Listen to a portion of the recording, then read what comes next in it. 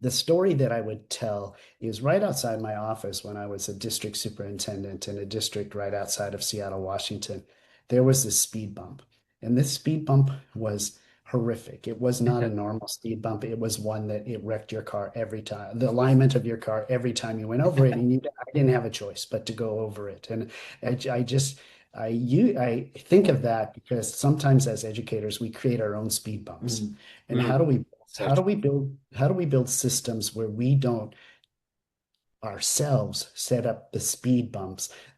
And I always, the story is like, I want in the faculty room, I don't want the conversations with the teachers to be about speed bumps. I want it to be about learning.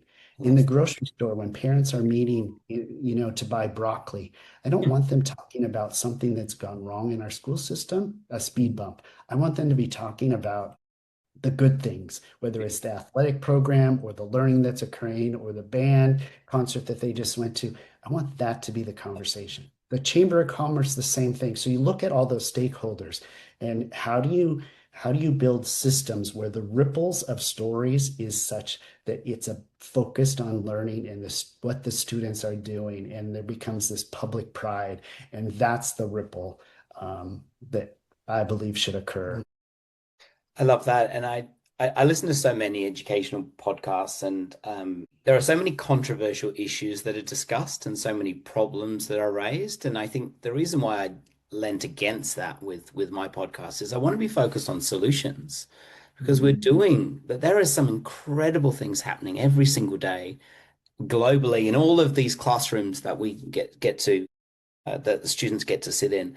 It is a wonderful opportunity, and it's such a robust network of systems, and it's an incredible opportunity to get to stand in front of a classroom and help shape future leaders and future citizens. And so I think I'm always finding that it's a balance between acknowledging some of the challenges that we have, which we're all aware of, but also providing some sort of solutions. And I love that. I love that idea that in the staff room, in the grocery store, parents are talking about the possibilities in education and the things that they're proud of, because it's very easy to go down this rabbit hole of issues, isn't it? It's quite easy to do that.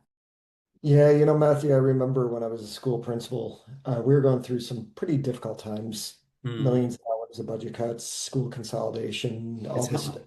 um, high accountability at the time. And a lot of staff within the school were just saying morale is low, morale is low. So we had our instructional leadership team, and I remember asking the two co-chairs if I could run the meeting because I typically didn't. And everybody came in, and I had chart paper, and this was years ago, and I just said, I'm going to give you a marker, and I need you to write all the reasons why we have low morale. Wow. So, and they went to town, That's like they just, brave.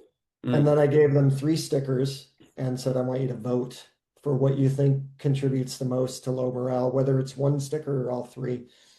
And there were only a couple of things that actually got stickers. And so I said, let's not talk about the other things because they didn't even get a sticker. One of the things that happened was teachers said, we don't feel like we have a voice in our own professional learning. And I said, you're absolutely right, you don't. Because regional networks were controlling, the Yeah. state was controlling what we were focused on. They said, but you will starting today. And that's when I started flipping faculty meetings, and they were Yeah. bringing evidence to the faculty meetings. But I remember at the end, I said, I want to get back to low morale. When you say low morale, you make it seem like the leader is solely responsible for low morale. And we just talked about all the outside factors. But make no mistake, just like what Michael's talking about, we contribute to low morale when we talk negatively about students or Yeah, you parents do. in the faculty room or and I love what you just said earlier about like it would be so easy to focus on the negative part of it. We are glad that you want to focus on the solutions and the positive side of it because that's exactly who Michael and I are. Mm. We don't want to we're not ignorant to the fact that there are issues. But what we really want to focus on is the positive side of leadership and education, because for the two of us, it was life changing, you Yeah. know. Um, and I think so. Your perspective with your podcast is important, and using that in your leadership is also important. But it's also really important for people to understand that the negativity or the morale piece, that's not just somebody else who's contributing. If we're talking negatively about our own classroom or about our students or Yeah. whatever, we're actually contributing to that negativity as well.